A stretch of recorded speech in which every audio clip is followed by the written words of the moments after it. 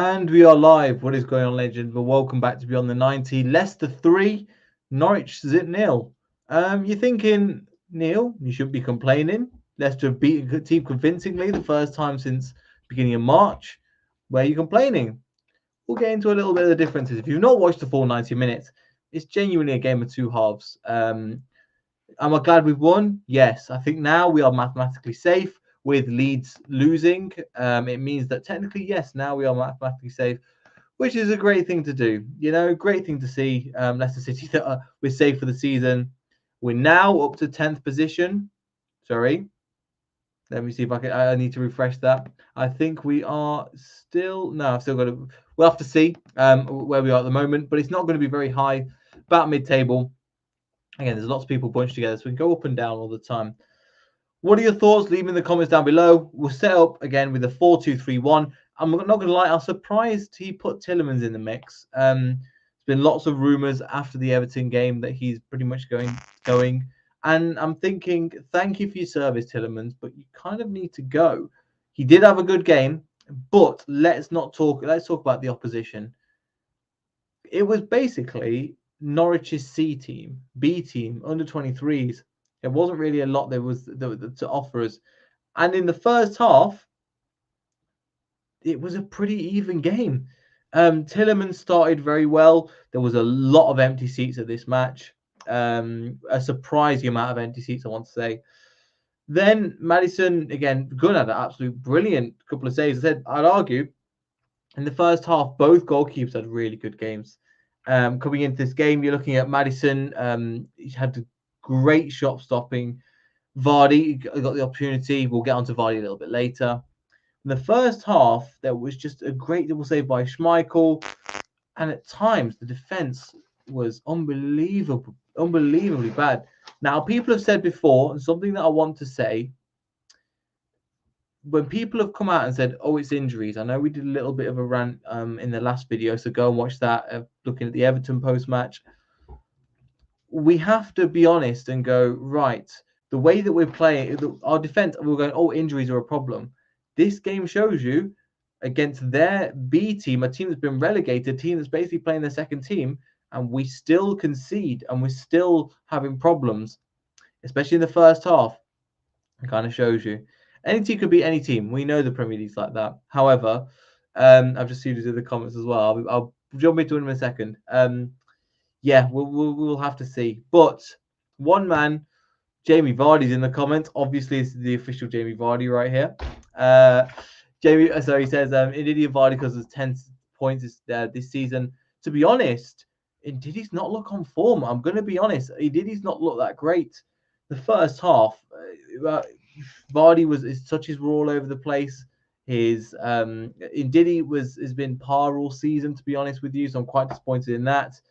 I'm glad we won. I think this takes us into out of the relegation zone. So technically we are safe for next season, which is, I know there was a slight chance that was going to happen. The fact that we've done that and Chelsea, thank you Chelsea, have beaten Leeds today, it means that we are mathematically safe. Defense is yeah, we're coming into that, but defense is all at sea. I mean, it was woeful how bad that defending was, especially in the first half. Daniel Amate left on his backside a lot of the time. We had Johnny Evans, who is Mr. Reliable, didn't seem to quite cut it today.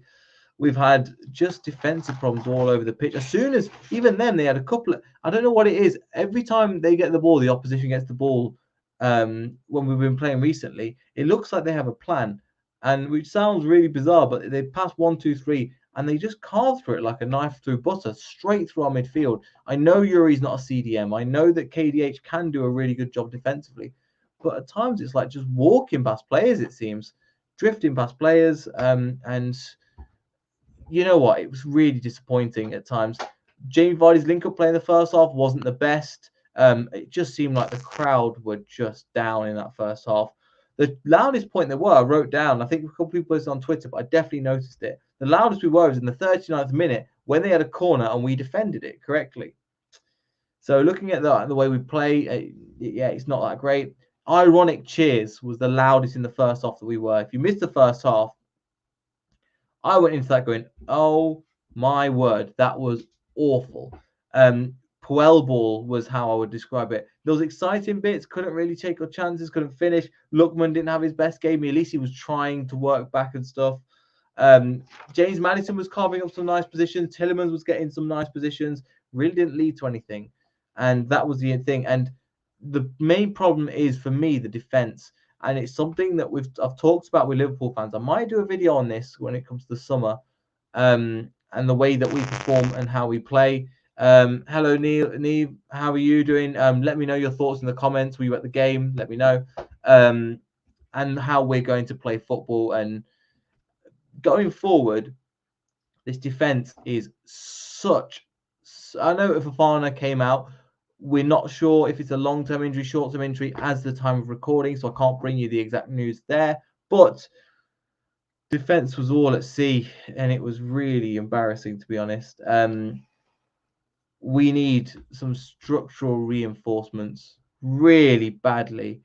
It shows you that he doesn't trust. I would have thought that Sionchu would come in as the natural replacement for Evans, but obviously he doesn't come in that position.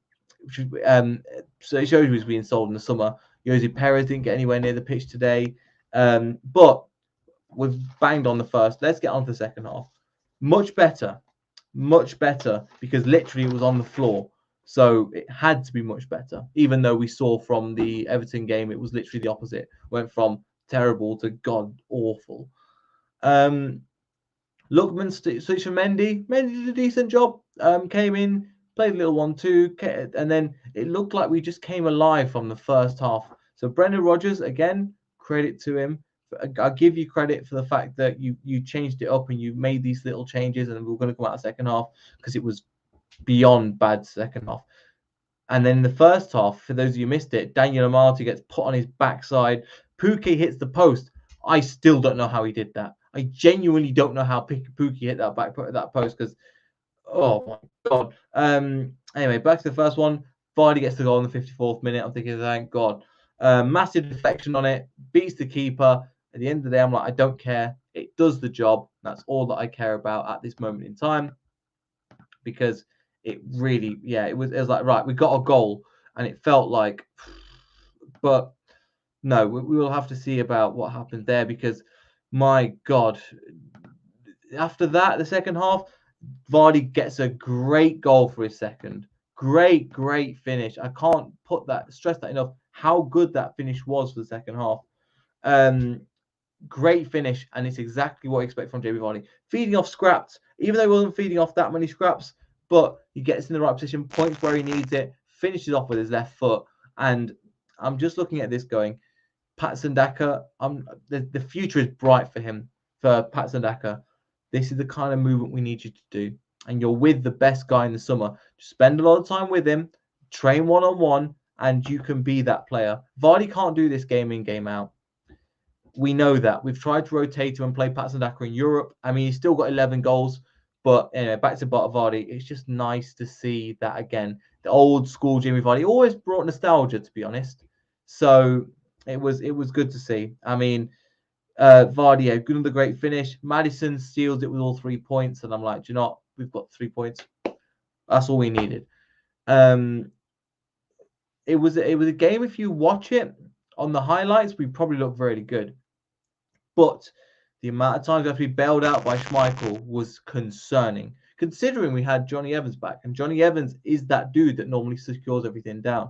Is it true that if we had Fofana, we wouldn't? Cool, but we have to be stronger against a team. Like, where would they finish in the Championship? Genuinely, that Norwich team, if they play like that, where would they finish in the Championship? Would they finish even top half? I wouldn't think so. They'll get bullied off the ball. And yeah, they're a young team. And yes, that's their second team, but I'm glad that we won, but I'm still not changed my position from the previous game, because there was parts where I was like, geez. And also, when we come on to playing the ball round the back, I don't mind when we're 3-0 up. When we're 3-0 up, passing the ball around the back, no problem, keeping the opposition out, I don't have a problem. If we're doing this when we're 3-0 down, when we're 2-1 down, we need that second goal, I don't see the point. So Yeah, it was really confusing at times, especially in that first half. I keep mentioning it. If for those of you that didn't watch the match, we were god awful first half. The loudest cheer was the ironic cheer. So yeah, and one thing as well, Jamie Vardy's put in. Well, sorry, needs put in. Vardy's a sub striker in the future potentially. Now that we're out of Europe and we look like we're not going to get any Europe for the second season, we can get away with it a little bit more. We have to shrink the squad a little bit. Dilute it down and get certain players out of position. Vardy can be that super sub that we can only play once a week, which will be quite nice. And just give him time. And one thing as well, so many empty seats today.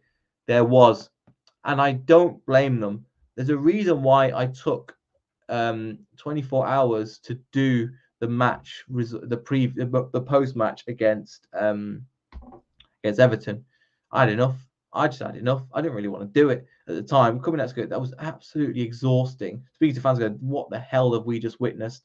And coming into this game, playing at home again, I was thinking, "Oh, here we go again." But yeah, one thing that I noticed again, we'll go on to some of the individual players. I think Castagna didn't have too bad a game. James Justin was making some good movement of the left and the right, kind of getting back to his old self. So give it the new season. I think he'll be back and he'll be running up and down that right hand side, getting some really good balls. Somebody that linked up really well with him, Harvey Barnes.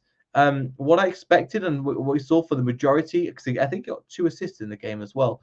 Try and find the goals as we go through. So we're looking at Harvey Barnes got 2 assists for this game. What he was doing differently, we expect Harvey Barnes to take a player on one-on-one, get past him, go on the outside and get it in. What I've realized a lot more, he was drifting into these middle positions and taking the position away, taking like the James Maddison role away. Not to say that taking James Maddison role away, sorry. Moving into the center, playing more as an inside forward. I'm not too mad at it. It worked in this game. Is it going to work every single game? No. You have to adjust your strategy to become a good player. And in this game, it kind of worked, especially in the second half, you know? So we know he's better at getting a player on, taking one-on-one, beating him with his pace. But maybe teams have kind of figured him out now. He's having a bit of a poor season. We really wanted him to kick on from last season. People were speaking really highly of him going for England, not just England, not Leicester fans. There was other fans that were taking notice. I was on Patrick Tyrant from the Views TV. If you want to check out his channel, he was mentioning he really likes Harvey Barnes. And he's somebody who's keeping an eye out for Leicester City. However, he goes, this year he's not hit the levels that he needs to. And I agree. He doesn't need to. He needs to hit the levels that are higher than they currently are. And some of the refereeing decisions were a joke. I mean, just 30 seconds before the end, KDH has his shirt ripped off his back, pulled all the way through here, and nothing's given. I'm just a small thing. I'm like, huh? How was there not a card? Yeah, it's kind of a bit dumb. I mean, there isn't too much to report on this one. I would bounce for other people, but I don't think there's anybody else joining. So for this one, look, we're mathematically safe. We're not in a great space. I mean, the next game we've got is Watford, and they've just drew 0-0 to Everton. We will yet see what will happen. However, anything's possible with Leicester City, you know, in a positive and a negative way. We're safe. That's good. Where we finish in the table, we will have to see. Leicester are up to 10th at the moment. They've overtook Newcastle, Brentford, Aston Villa, Crystal Palace, and now we're on the same number of games, pretty much. Now we've got our games in hand. We've kind of missed off. Our last results were loss, draw, loss, won. I think I'm reading the right way around. But yeah, so we're not. It's not been a good season. It's not been a good season. Still, I'm confident with my decision to not get behind the manager for the summer. I think it is done. But yeah, let me know your comments in the thoughts in the comments down below. It's not really a lot to say for this one. We at times, I don't know how Norwich hadn't scored, especially in that first half. But KDH played some fantastic football at times. Maddison did. Tielemans did, to give him credit. Yeah, that's about it.